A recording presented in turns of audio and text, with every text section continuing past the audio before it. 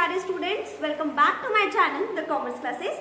आज के क्लास में हम लोग बीएसटी की planning chapter broad and detail way में सीखेंगे। आपकी टाइम भी कम कंज्यूम होगी और अच्छे से ज्यादा अच्छे से पढ़ाई होगी। तो प्लानिंग के बारे में सबको पता है, बट लिखना नहीं आता एग्जाम में कि क्या लिखे, प्लानिंग एक्चुअली होता क्या है। कल एग्जाम दोगे, आज से प्लान कर रहे हो, प्रिपरेशन कर रहे हो, ठीक है, वीडियो देख रहे हो, यूट्यूब पे क्लासेस देख रहे हो, प्लान कर रहे हो। फ्यूचर के लिए कोई चीज आज ही डिसाइड करना, इसको बोलते हैं प्लानिंग। तो चलो बुकिश लैंग्वेज में सीखे प्लानिंग। सबसे पहले प्लानिंग होता क्या है? Planning is deciding in advance what to do, how to do, when to do and who will do.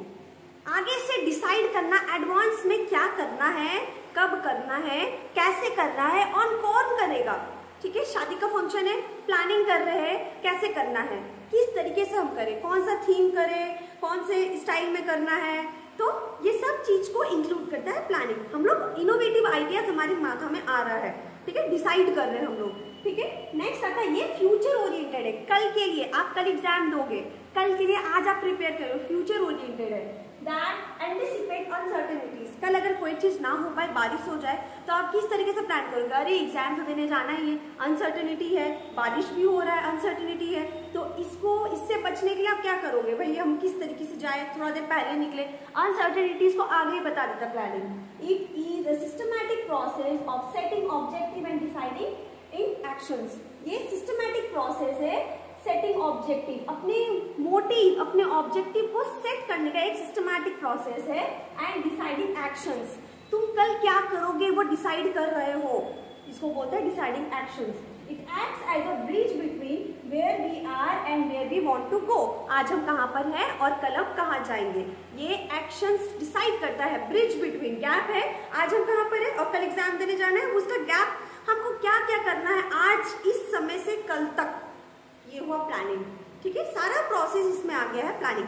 तो प्लानिंग क्या होता है? फर्स्ट फंक्शन ऑफ मैनेजमेंट होता है और ये फ्यूचर ओरिएंटेड होता है। ठीक है, deciding in advance what to do, हम लोग आगे से सोच के रखे हैं क्या करना है हम लोग को, इसको बोलते हैं प्लानिंग। ये हुआ इंट्रो प्लानिंग का। अब आते हैं प्लानिंग की इंपॉर्टेंस। जरूरी क्यों है? नहीं प्लान करेंगे उल्टा सीधा काम हो जाएगा। तो प्लानिंग बहुत जरूरी है एक मैनेजमेंट को काम करने में, क्योंकि ये फर्स्ट फंक्शन है। पहला, it provides direction. Planning direction provide करती है, हमको कैसे काम करना है, किस वे में काम करना है। हम अगर हलवाई को बुलाएंगे मिठाई बनाने के लिए, तो हलवाई को इंट्रोड्यूस करेंगे ना, हलवाई को बुलाएंगे ना, कि डांसर को बुलाएंगे, कि सिंगर को बुलाएंगे, नहीं। तो डायरेक्शन प्रोवाइड करती है, हम लोग किस थ्रू काम करें, किसके थ्रू, किस वे में चले, इसको बोलते हैं इंपॉर्टेंस ऑफ प्लानिंग। नेक्स्ट आता है रिड्यूसेस रिस्क। रिस्क रिड्यूस करती है।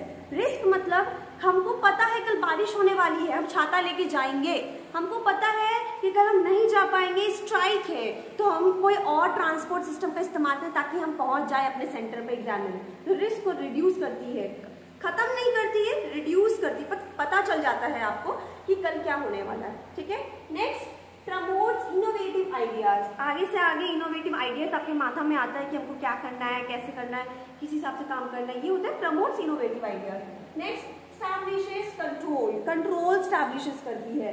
Create standards for measuring performance and identifying deviations for corrective action. ये स्टैंडर्ड्स का मतलब क्या होता है? रूल्स एंड रेगुलेशन एक परफॉर्मेंस को करने के लिए। And identifying the deviation. Deviation मतलब हम लोग डेविएशन घूमना, डेविएशन मतलब कहाँ पर तुम्हारा गलती हो रहा है, deviation for corrective actions. Corrective actions के लिए हमको कहाँ क्या इस्तेमाल करना है, किस तरीके से प्लान करें ताकि अच्छा से प्लानिंग हम लोग की स्टैब्लिश हो सके। नेक्स्ट आता है reduces overlapping and wasteful activities. Overlapping का मतलब एक के ऊपर एक चढ़ जाना, ठीक है, एक ही इंसान को दो काम दे देना, ओवरलैप कर रहा है, उसके ऊपर काम आ जा रहा है, या एक काम दो इंसान मिलकर कर रहा है तो गलती हो रहा है, डुप्लीकेशन ऑफ वर्क है, तो ओवरलैपिंग। रिड्यूसेस ओवरलैपिंग, तुमको पता है कि कल तुमको जाना है तो तुम अपना प्रिपेयर वैसे होगा, लेकिन अगर तुम मम्मी को बताएगा ही नहीं कि तुम कैसे जाओगे स्कूल, तो क्या मम्मी भी प्रिपेयर कर रही, तुम भी अपना प्रिपेयर कर रहे हो। तुम सोचो तुम मैगी कल लेके जाओगे, प्रिपेयर करोगे, और मम्मी सोचे तुमको हम भिंडी का सब्जी और रोटी बना के देंगे, तो ओवरलैपिंग। टिफिन 2 बार बन गई, ठीक है, तो reduces overlapping and wasteful activities. Activities waste नहीं होगी, ठीक है, ये रिड्यूस करता है। ठीक है, नेक्स्ट आता है facilitate decision making. Decision making facilitate करता है। आप प्लान कर रहे हो, आप डिसाइड कर रहे हो, आप डिसीजंस ले रहे हो, इसको बोलते हैं इंपॉर्टेंस ऑफ प्लानिंग। तो याद रहेगा इंपॉर्टेंस ऑफ प्लानिंग 6 है, provides direction, reduces risk, promotes innovative ideas, establishes control, reduces overlapping and facilitate decision. याद रहेगा। अब नेक्स्ट आते हैं हम लोग फीचर्स ऑफ प्लानिंग। बहुत इंपॉर्टेंट है और आपको तो अभी तक समझ में आ ही गया होगा, इतना सारा डेफिनेशन में पढ़ ली। सबसे पहला primary function of management. First function है प्राइमरी, दोनों तरीके से आप बोल सकते हो। देखो बीएसटी में मार्क्स अच्छा लेके आना है तो पॉइंट में लिखना सीखो और कुछ ट्रिक्स अप्लाई करो, अपने नॉर्मल लाइफस्टाइल से जोड़ो उस चीज को, अपने आप आंसर आएगा। तो प्राइमरी फंक्शन सबसे पहले हम लोग प्लान करते हैं, उसके बाद ऑर्गेनाइज करेंगे, उसके बाद स्टाफिंग करेंगे, उसके बाद डायरेक्टिंग करेंगे, उसके बाद कंट्रोलिंग करेंगे। तो प्राइमरी फंक्शन है basis of all managerial function. उसके बाद आता है ऑर्गेनाइजिंग, देन आता है स्टाफिंग, देन आता है डायरेक्टिंग, देन आता है कंट्रोलिंग। ठीक है, इसको याद करने का इजी तरीका भी है POSDC, POSDC। ध्यान रखना, POSDC इसको एक ट्रिक है, planning, organising, staffing, directing and controlling. Next आता है गोल ओरिएंटेड। प्लान क्या है? गोल ओरिएंटेड है। नेक्स्ट आता है परवेसिव।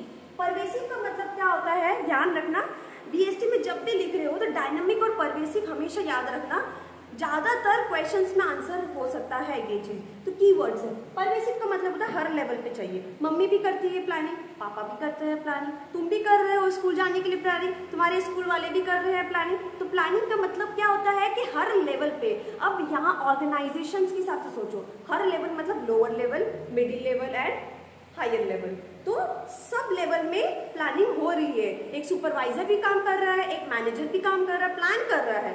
तो ये होता है परवेसिव। नेक्स्ट आता है कंटिन्यूअस प्रोसेस। कंटिन्यूअस प्रोसेस क्या होता है? नेवर एंडिंग, कभी रुकेगा नहीं। नेवर एंडिंग का मतलब क्या होता है कि ये अभी तुम कर लिया एग्जाम के लिए तैयारी, क्या पता कल फिर एक एग्जाम है, क्या पता 2 दिन बाद है, तो कोई ना कोई काम आ रहा है, हम लोग प्लान करते जा रहे हैं। हमको घूमने जाना है, प्लानिंग कर रहे हैं, हमको यहाँ जाना है, वहां जाना है, प्लानिंग, दोस्त के घर जाना है, प्लानिंग कर रहे हैं। तो प्लानिंग तो कंटिन्यूअस प्रोसेस है। तुमको क्या खाना है तुम उसके लिए भी प्लान कर रहे हो, तो प्लानिंग चलते जा रहे हैं एक के बाद एक, स्टेप बाय स्टेप। नेक्स्ट आता है फ्यूचर ओरिएंटेड। फ्यूचर ओरिएंटेड क्या होता है? कल के लिए सोच रहे हो, ठीक है, या थोड़ा देर बाद क्या करोगे उसके लिए सोच रहे हो, तो फ्यूचर ओरिएंटेड है। फोरकास्ट करता है, preparing for future events through systematic analysis. Next आता है मेंटल एक्सरसाइज। दिमाग की काम चल रही है, प्लानिंग में दिमाग चलता है, काम नहीं करना है, दिमाग चलाना है कि आपको क्या करना है, तो इसको बोलते हैं mental exercise. Requires creativity and thinking. याद हो गया क्या है? पहला primary function, goal oriented, pervasive, continuous process, goal, future oriented and mental exercise. ध्यान रहेगा इस चीज का। अब नेक्स्ट